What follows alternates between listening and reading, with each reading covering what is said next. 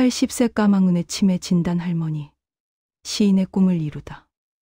나는 창고 바닥에 앉아 있었어요.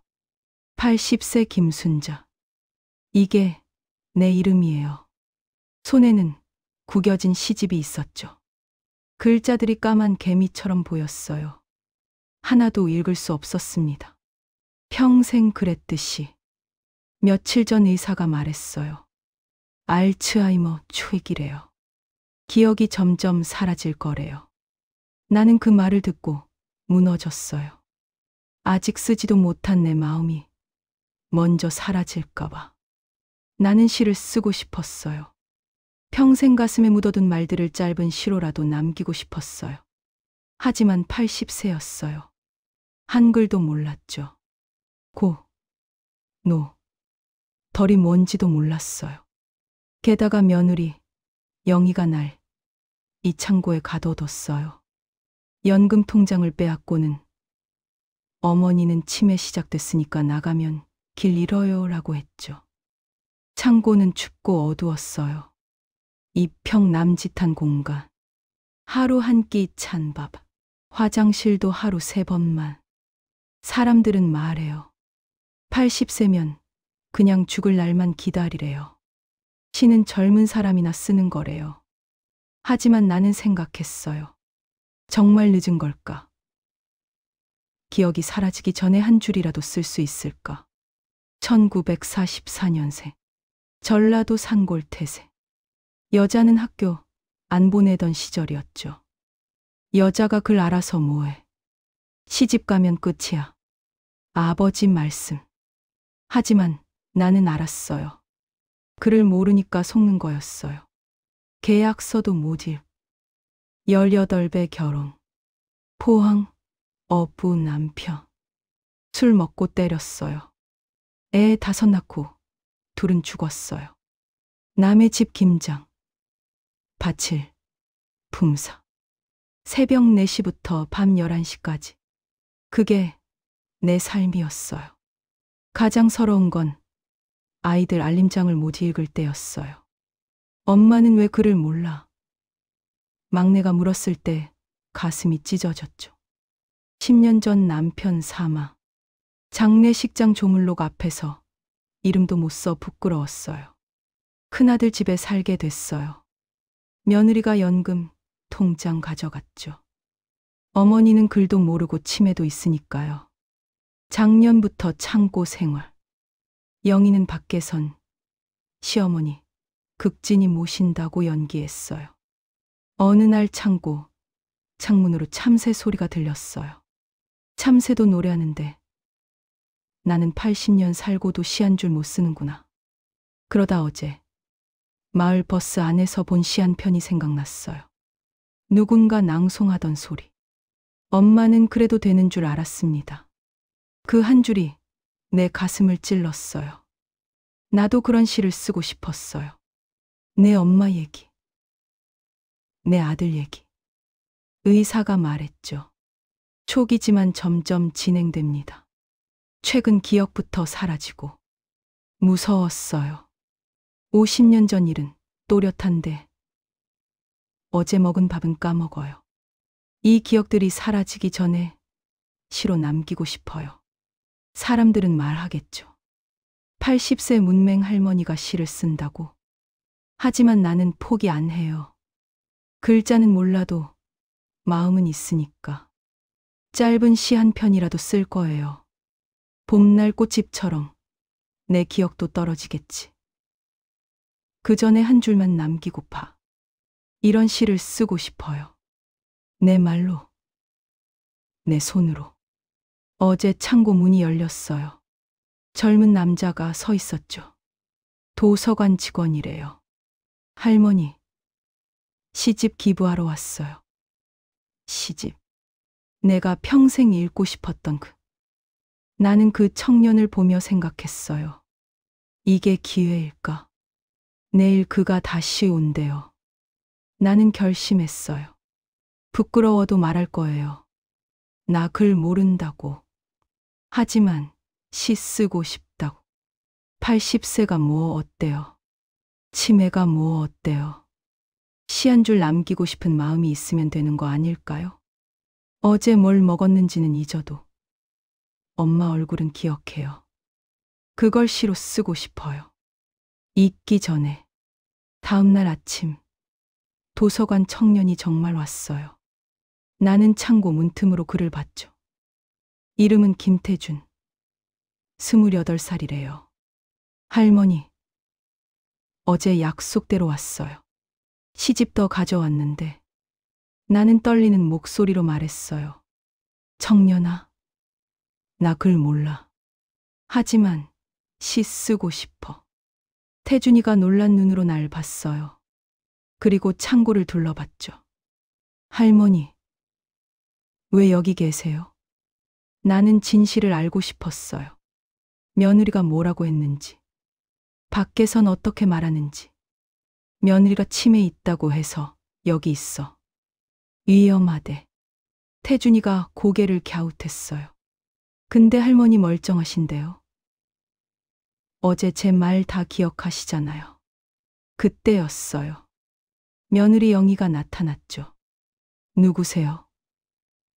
우리 어머니한테 왜 말 걸어요? 도서관에서 왔다는데 시집 기부하러. 영희가 차갑게 웃었어요.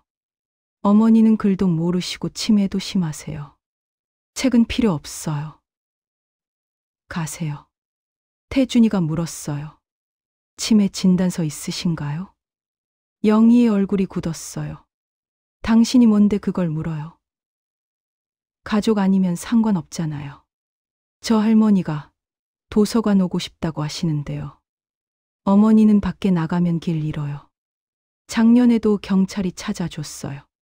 거짓말이었어요. 나는 한 번도 길을 잃은 적 없었죠.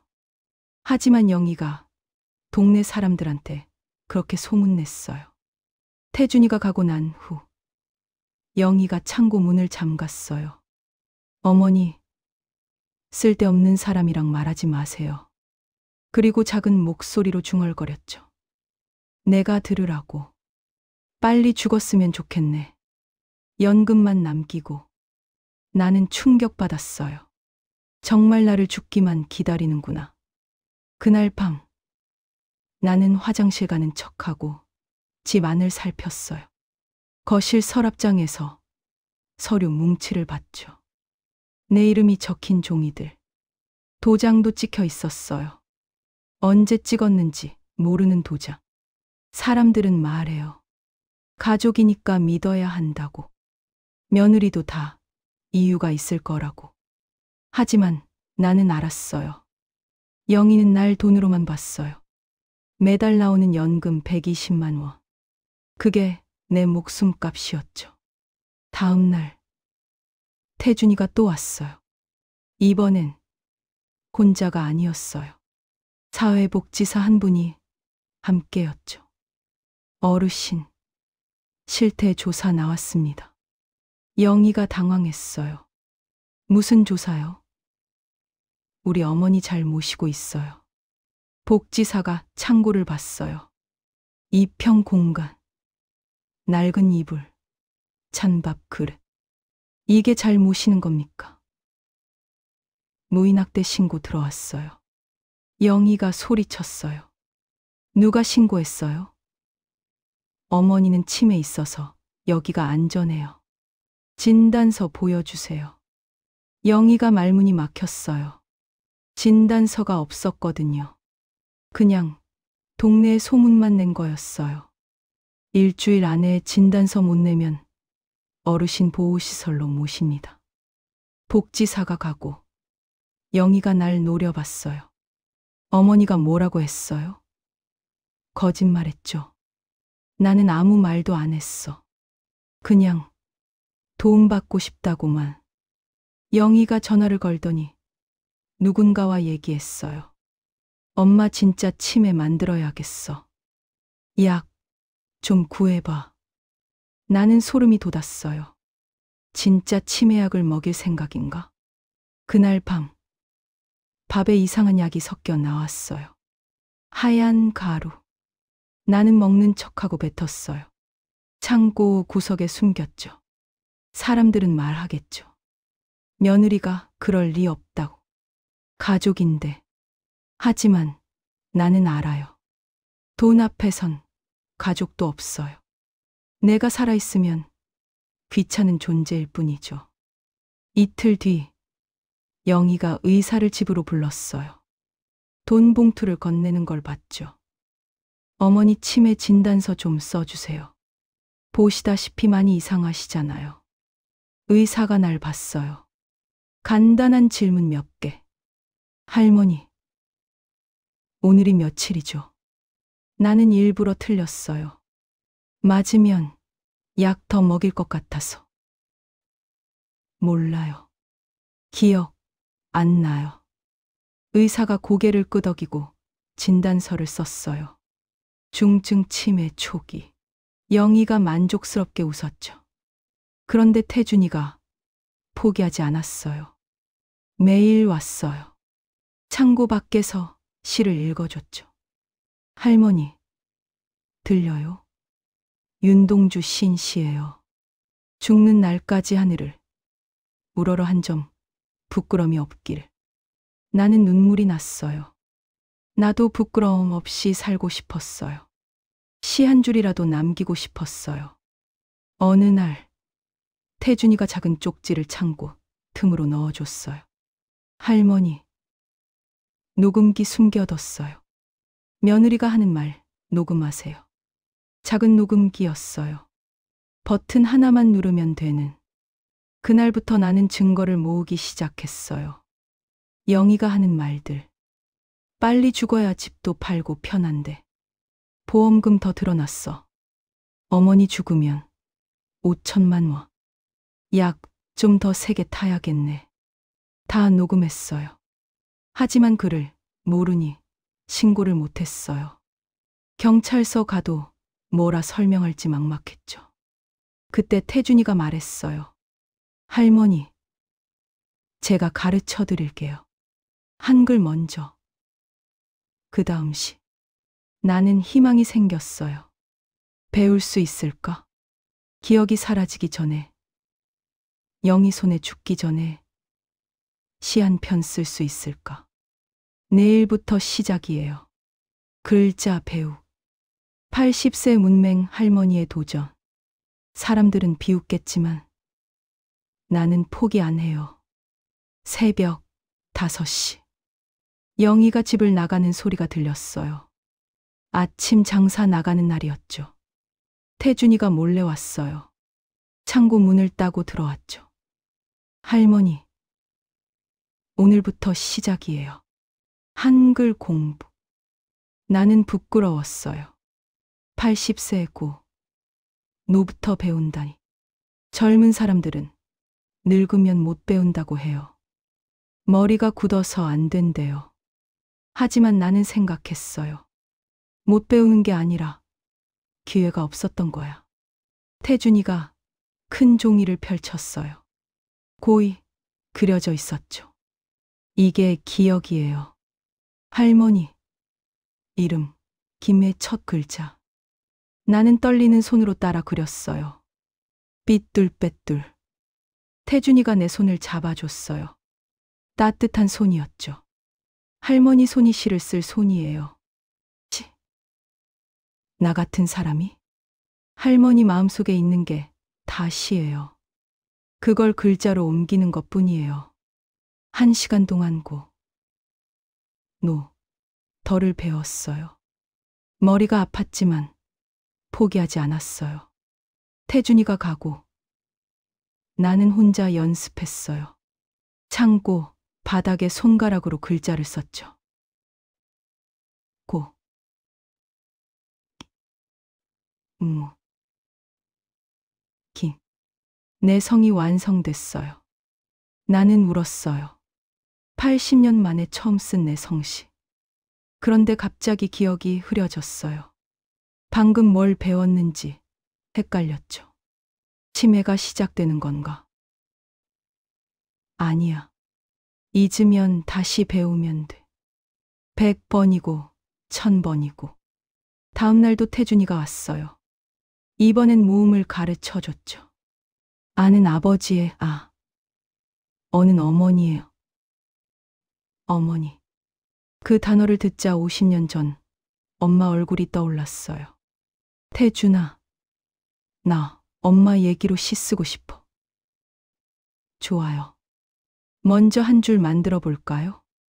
나는 입으로 먼저 만들었어요. 엄마는 글 몰라도 다 알았어. 태준이가 적어줬어요. 그리고 한 글자씩 가르쳐 줬죠. 엄마는 글 몰라도 다 알았. 내 생애 첫 시구였어요. 일주일이 지났어요. 나는 이제 내 이름을 쓸 수 있었어요. 김순자. 삐뚤지만 읽을 수 있었죠. 어느 날 태준이가 특별한 걸 가져왔어요. 작은 노트였죠. 할머니, 시 노트예요. 여기 한 줄씩 쓰세요. 나는 떨리는 손으로 첫 페이지를 열었어요. 그리고 썼죠. 김순자. 그 아래 또 썼어요. 80년. 쓴다. 태준이가 박수를 쳤어요. 할머니, 이미 시인이세요. 그때 복지사분이 다시 왔어요. 영희는 또 연기를 했죠. 어머니 많이 좋아지셨어요. 제가 약도 잘 챙겨드리고 복지사가 날 따로 불렀어요. 어르신, 정말 괜찮으세요? 나는 녹음기를 꺼냈어요. 그리고 들려줬죠. 영희가 한 말들. 복지사 얼굴이 굳었어요. 이거 완전 학대네요. 고발하겠습니다. 하지만 나는 두려웠어요. 글을 못 읽으니 법원 가도 뭐가 뭔지 모를 테고. 제가 도와드릴게요. 걱정 마세요. 그날 밤 영희가 수상한 전화를 받았어요. 네, 알겠습니다. 어머니, 데리고 갈게요. 정신병원이요. 좋네요. 정신병원. 나를 거기 보낼 생각이구나. 나는 급했어요. 시간이 없었어요. 뭔가 해야 했어요. 새벽에 몰래 일어나시 노트를 꺼냈어요. 그리고 한 글자씩 썼죠. 며느리가 날 죽이려 해요. 도와 주세요. 다음날 태준이에게 그 노트를 줬어요. 할머니가 쓴 거예요. 글씨가 많이 늘었네요. 아니야. 이거 경찰에 가져가. 빨리. 태준이가 노트를 읽고 놀랐어요. 할머니, 이거 진짜예요. 녹음기도 가져가. 증거야. 그날 오후 경찰이 왔어요. 영희는 당황했죠. 무슨 일이에요? 노인학대 신고 받았습니다. 조사하겠습니다. 영희가 날 노려봤어요. 어머니가 치매라서 헛소리하는 거예요. 경찰이 내게 물었어요. 할머니, 이거 할머니가 쓰신 거 맞아요? 나는 고개를 끄덕였어요. 그리고 떨리는 손으로 내 이름을 써서 보여줬죠. 김순자. 경찰이 놀랐어요. 할머니 글 아시네요. 그럼 진술 가능하시겠네요. 그 순간 나는 깨달았어요. 글을 안다는 게 이렇게 힘이 되는구나. 배움이 나를 지켜주는구나. 경찰이 영희를 데려갔어요. 나는 처음으로 창고에서 나와 집 안으로 들어왔죠. 10개월 만에 들어온 것이 따뜻했어요. 소파에 앉으니 눈물이 났죠. 태준이가 옆에 앉았어요. 할머니, 이제 안전해요. 며느리는 구속됐어요. 하지만 나는 불안했어요. 집에 혼자 있기가 무서웠죠. 글도 아직 다 못 배웠고. 할머니, 노인보호센터로 가실래요? 거기서 글 계속 배울 수 있어요. 나는 고개를 저었어요. 아직 할 일이 있었거든요. 내 시를 완성해야 해. 기억 다 사라지기 전에 태준이가 매일 왔어요. 이제는 숨어서가 아니라 당당히 정문으로. 한 달이 지났어요. 나는 이제 짧은 문장을 읽을 수 있었어요. 나는 김순자입니다. 80살입니다. 시를 씁니다. 태준이가 박수를 쳤어요. 할머니, 이제 시 써볼까요? 할머니 이야기로. 나는 연필을 잡았어요. 그리고 천천히 썼죠. 엄마 손은 거칠었다. 나를 먹이려고. 80년 일했. 내 첫 시였어요. 6줄짜리 짧은 시. 태준이가 그 시를 읽더니 울었어요. 할머니, 이거 정말 좋은 시예요. 그럴까? 나 같은 사람 시를. 할머니 시를 사람들에게 보여주고 싶어요. 유튜브에 올려도 될까요? 유튜브가 뭔지 몰랐지만 좋다고 했어요. 사람들은 늙은이 시는 관심 없을 거라고 했겠죠. 문맹 할머니가 쓴 삐뚤빼뚤한 글씨. 하지만 반응이 폭발적이었어요. 80세에 한글 배워 시 쓰는 할머니. 조회수 10만, 100만. 계속 올라갔어요. 댓글도 수천 개. 태준이가 읽어줬죠. 할머니 시 보고 울었어요. 우리 엄마 생각나요. 할머니가 진짜 시인이세요. 나는 믿을 수 없었어요. 내가 쓴 6줄이 사람들 마음을 울렸다니. 방송국에서 연락이 왔어요. 인터뷰 요청이었죠. 할머니 이야기를 전국에 알리고 싶어요. 나는 무서웠어요. 카메라 앞에서 뭐라고 말해야 할지.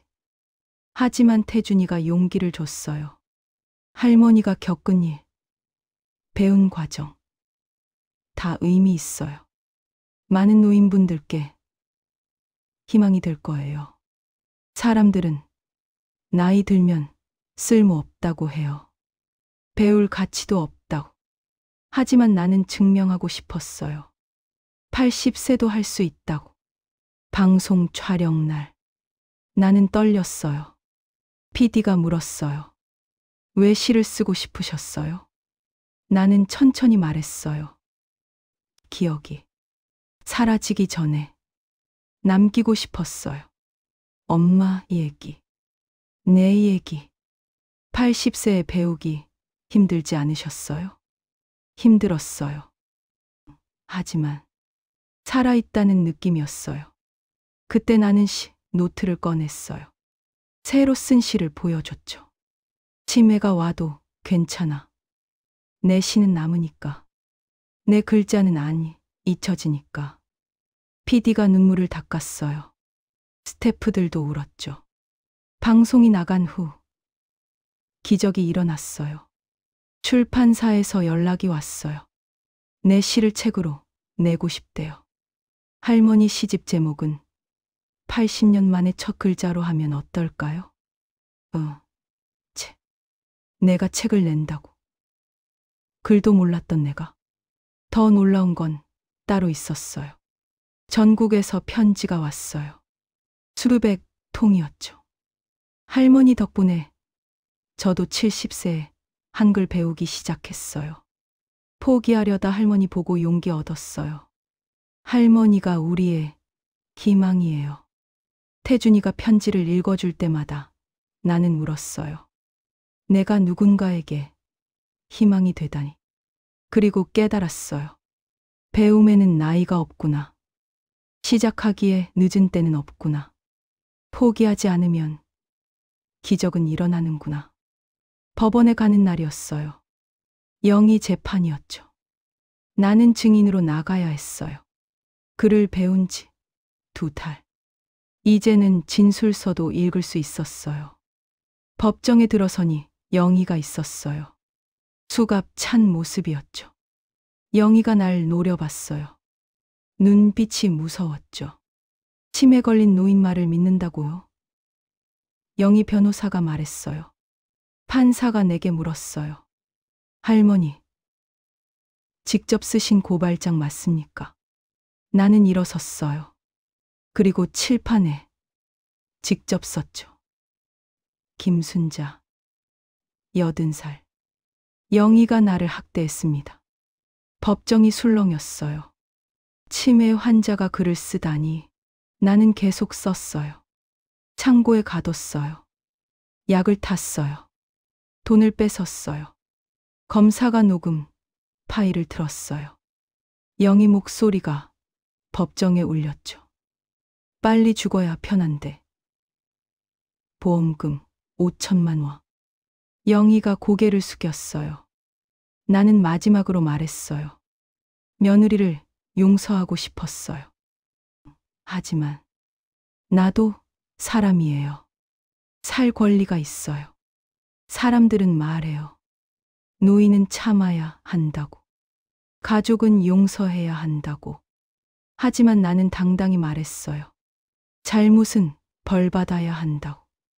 판결이 나왔어요.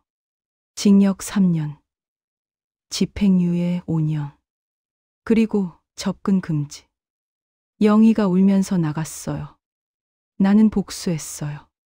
주먹이 아니라 글로, 폭력이 아니라 진실로. 재판이 끝나고 나는 처음으로 도서관에 갔어요. 80년 만에 처음 들어간 도서관. 책들이 가득했죠. 나는 시집 코너로 갔어요. 그리고 한 권을 골랐죠. 윤동주 시집. 첫 페이지를 열었어요. 이제는 읽을 수 있었어요. 천천히지만 죽는 날까지 하늘을 우러러. 나는 그 자리에서 울었어요. 드디어 읽었구나. 평생 읽고 싶었던 시를. 태준이가 옆에서 말했어요. 할머니, 이제 할머니 시집도 여기 꽂힐 거예요. 정말 그런 날이 올까? 한 달 후 출판사에서 연락이 왔어요.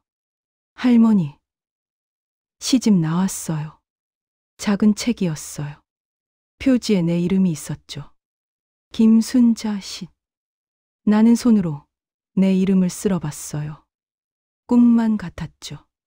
첫 페이지를 열었어요. 내 시가 있었어요. 80년 살았는데 오늘 처음 내 이름 썼. 김순자, 이 세 글자가 이렇게 예쁜 줄 오늘 알았다. 출판 기념회를 한대요. 나 같은 사람이 무슨 기념회냐고 했더니 할머니는 대한민국 최고령 신인 시인이에요. 그날 많은 사람이 왔어요. 기자들도 왔고 할머니 할아버지들도 왔죠. 나는 떨리는 목소리로 시를 낭독했어요. 문매. 그게 내 이름이었다. 80년. 하지만 이제는 시인이다. 늦었지만 틀리지 않았다. 박수가 터졌어요. 사람들이 일어섰죠. 누군가 외쳤어요. 할머니가 희망이에요. 나는 무대에서 생각했어요. 영희가 날 창고에 가뒀지만 난 날아올랐어. 치매가 기억을 가져가지만 내 시는 남았어. 80세 문맹이었지만 이제는 시인이야. 이게 내 복수였어요. 멋지게 사는 거. 포기하지 않는 거. 끝까지 배우는 거. 사람들은 늙으면 끝이라고 했지만 나는 이제 시작이에요. 내일은 더 좋은 시를 쓸 거예요. 치매가 와도 기억이 사라져도 내 시는 영원히 남을 거예요. 시집이 나온 지 한 달. 놀라운 일이 일어났어요. 베스트셀러 10위에 올랐대요. 80세 문맹 할머니의 처시. 신문 일면에 내 사진이 실렸어요. 나는 믿을 수 없었죠. 더 놀라운 건 전국 노인대학에서 강연 요청이 왔어요. 할머니, 어르신들에게 희망을 주세요. 나 같은 사람이 무슨 강연을. 아직고 노도 삐뚤빼뚤한데. 하지만 태준이가 말했어요. 할머니가 걸어온 길 자체가 가르침이에요. 첫 강연은 포항 노인대학이었어요. 내 고향이죠. 강당에 300명이 모였어요. 다들 60세 이상. 내 또래들이었죠. 나는 떨리는 목소리로 시작했어요. 저는 80년 동안 글을 몰랐어요. 창피했어요. 그리고 시 노트를 꺼냈어요. 삐뚤빼뚤한 글씨들. 이게 제 첫 글자예요. 고, 무, 기. 할머니 한 분이 울면서 말했어요. 나도 글 몰라요. 70년 숨겼어요. 또 다른 할아버지도 손을 들었어요. 나도요. 이름도 못 써요. 순간 강당의 절반이 손을 들었어요. 문맹이었던 거예요. 사람들은 요즘 문맹이 없다고 하지만 우리 세대엔 너무 많아요. 나는 그들에게 말했어요. 늦지 않았어요. 저도 80에 시작했어요. 치매여도 했어요. 그리고 시를 읽었어요. 부끄러워 마세요. 못 배운 게 죄는 아니에요. 이제라도 시작하면 기적은 일어나요. 박수가 터졌어요. 많은 분들이 울었죠. 그날 신령이 한글 교실에 등록했대요. 나는 복수했어요. 나를 무시한 세상에, 늙으면 쓸모없다던 편견에, 배울 수 없다던 선입견에, 문맹은 부끄럽다던 시선에. 다음 날 교육부에서 연락이 왔어요. 할머니를 문해교육 홍보대사로 모시고 싶습니다. 홍보대사. 나 같은 사람이 할머니 덕분에 무인 문해교육 신청자가 10배 늘었어요. 나는 수락했어요. 더 많은 사람을 돕고 싶었거든요. 그런데 치매가 조금씩 진행됐어요. 어제 배운 글자를 잊어버리고 쓴 시를 기억 못했죠. 태준이가 걱정했어요. 할머니, 무리하지 마세요. 하지만 나는 포기하지 않았어요. 잊으면 다시 쓰면 돼. 100번이고 1000번이고. 나는 매일 똑같은 시를 썼어요. 잊지 않으려고. 나는 김순자, 시인이다. 잊어도 다시 시인이다. 어느 날 영희에게서 편지가 왔어요. 어머니, 죄송했습니다. 용서는 안 바라요. 어머니, 시집 봤어요. 울었어요. 저도 어머니처럼 다시 시작하고 싶어요. 나는 한참 그 편지를 봤어요. 아직 미움이 남았지만 용서는 못해도 영희도 다시 시작했으면 좋겠어요. 사람들은 복수하면 시원할 거라 했지만 진짜 복수는 달랐어요. 내가 행복해지는 거, 내가 성공하는 거, 내가 누군가의 희망이 되는 거. 그게 진짜 복수였어요. 오늘도 나는 시를 썼어요.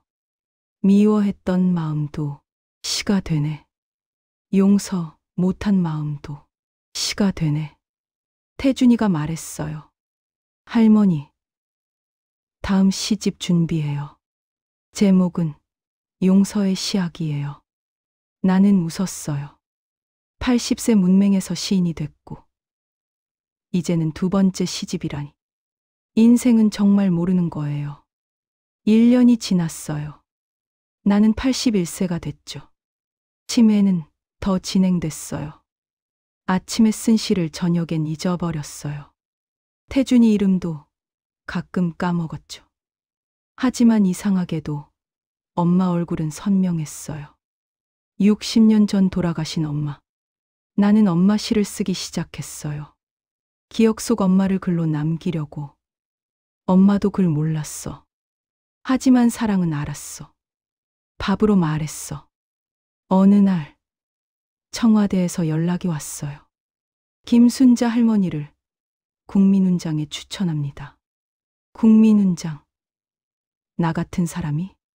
할머니는 대한민국 문해교육의 상징이 되셨어요. 시상식 날. 나는 떨렸어요. 정장을 처음 입어봤죠. 대통령이 훈장을 걸어주며 말했어요. 할머니가 대한민국의 희망입니다.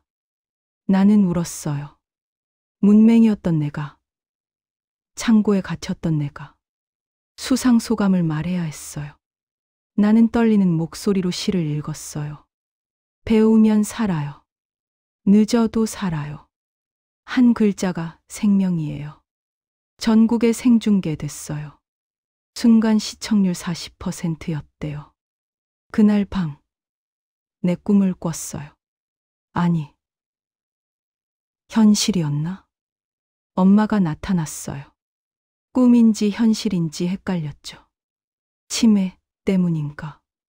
순자야, 자랑스럽. 엄마, 나 이제 글 알아. 시도 써. 알아. 다 봤어. 내가 쓴 시. 엄마도 글 몰라서 서러웠지. 그래도 너는 배웠잖아. 늦었어도 해냈잖아. 나는 엄마를 안았어요. 따뜻했어요. 진짜 같았어요. 깨어보니 새벽이었어요. 나는 일어나 시를 썼죠. 엄마가 왔다 갔어. 꿈인지 진짠지. 치매라도 행복해. 그 시가 마지막 시집에 실렸어요. 엄마의 방문이란 제목으로. 세 번째 시집이 나왔어요. 제목은 81세. 여전히 쓴다. 이번엔 초판 1만 부가 일주일 만에 완판됐어요. 나는 인세를 모두 기부했어요. 노인 문해교육 기금으로. 할머니 덕분에 전국에 100개 한글 교실이 생겼어요. 태준이가 기쁘게 말했죠. 정말 내가 그런 일을. 할머니는 모르시겠지만 할머니가 바꾼 삶이 수천 개예요. 나는 또 울었어요. 행복해서. KBS에서 다큐멘터리를 찍었어요. 81세 시인의 도전. PD가 물었어요. 할머니, 이제 꿈을 이루신 거죠? 나는 고개를 저었어요. 아직이에요. 죽기 전까지 계속 쓸 거예요. 무슨 꿈이 남았냐고요? 치매가 다 가져가기 전에 100편 시 쓰기. 사람들은 무리라고 했어요. 치매가 심해지는데. 하지만 나는 포기 안 해요. 잊으면 다시 쓰고, 또 잊으면 또 쓰고. 오늘도 시를 썼어요. 오늘 뭐 먹었는지 몰라도 시는 쓸 수 있어. 이상하지. 태준이가 웃었어요. 할머니, 이게 진짜 시예요. 솔직한 게 최고예요. 나는 생각했어요. 내 꿈은 단순했어요. 글, 읽고, 쓰기. 그런데 그 작은 꿈이 이렇게 커질 줄 몰랐어요. 시인이 되고, 베스트셀러 작가가 되고, 훈장도 받고. 하지만 가장 큰 성취는 따로 있었어요. 나 자신을 찾은 것. 김순자라는 사람을 찾은 것. 80년 숨겨진 나를 찾은 것. 그게 진짜 꿈의 실현이었어요. 2년이 더 지났어요. 나는 83세가 됐죠. 치매는 말기였어요. 이제는 태준이 얼굴도 못 알아봤어요. 하지만 그가 좋은 사람인 건 알았죠. 할머니, 저 태준이에요. 태준. 아, 내 선생이. 그는 매일 왔어요. 내가 쓴 시를 읽어줬죠. 이거 할머니가 쓰신 거예요. 엄마 손은 거칠었다. 내가 썼어? 정말. 네. 할머니는 시인이에요. 시. 그 단어가 따뜻했어요. 어느 봄날이었어요. 병원 침대에 누워 있었죠. 의사가 말했어요. 시간이 얼마 안 남았대요. 나는 무섭지 않았어요. 할 일을 다 했으니까. 태준이가 큰 상자를 가져왔어요. 할머니, 이거 보세요. 상자 안엔 편지가 가득했어요. 수천 통이었죠. 할머니 덕분에 글 배운 분들이 보낸 거예요. 태준이가 하나씩 읽어줬어요. 85세의 한글 떼었어요.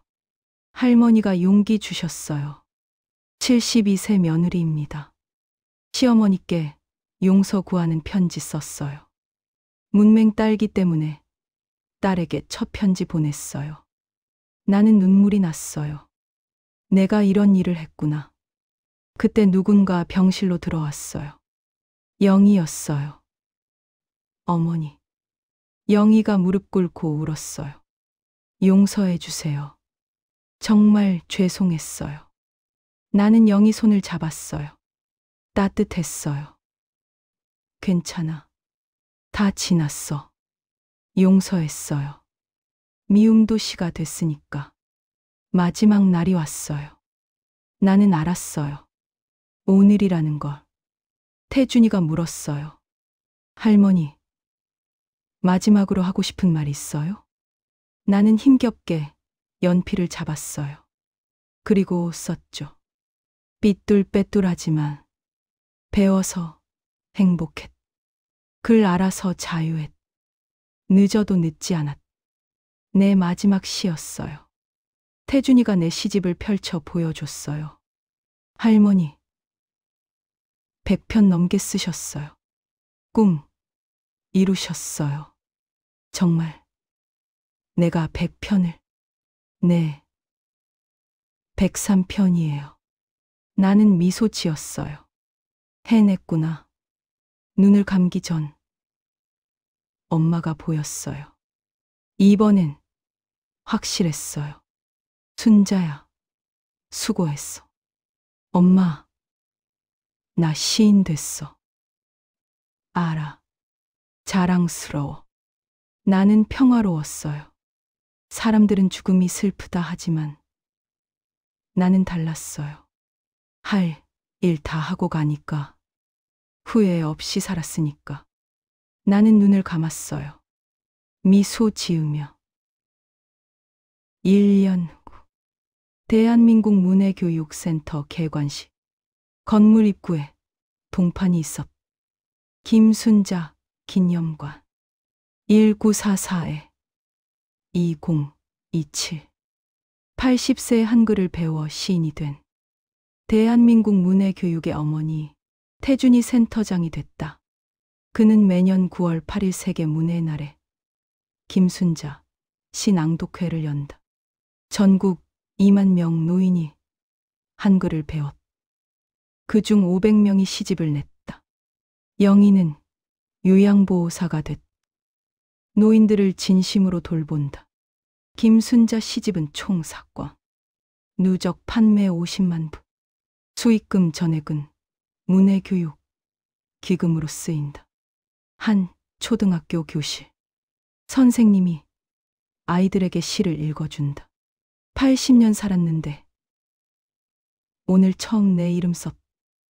김순자, 이 세 글자가 이렇게 예쁜 줄 오늘 알았다. 한 아이가 손을 든나. 선생님, 정말 80세에 글 배운 거예요. 그럼 배움에는 나이가 없단다. 아이들이 따라 쓴다. 배움에는 나이가 없. 김순자가 남긴 가장 큰 유산이었다.